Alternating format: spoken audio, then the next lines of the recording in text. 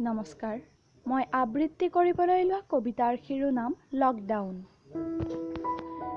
Lockdown বুলি ঘৰতে থাকি লাগে বৰ আমনি। বন্ধত ফুৰিব নাপালে গাত উঠে কপনি। তথাপিতো উপায় নাই, মটৰ গাড়ী নচলে। কবিতাকে লিখি আছো ঘৰত সোমাই অকলে। মামা মামীহঁতলে মনত পৰে সঘনে।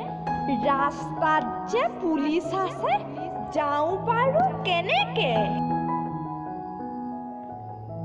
অনলাইনত ক্লাছ কৰো, সেইটো এটা আমনি। তথাপিতো কৰি আছো, দিব নালাগে মাননি। কৰিবলৈহে টান, তাতো আছে মান সন্মান।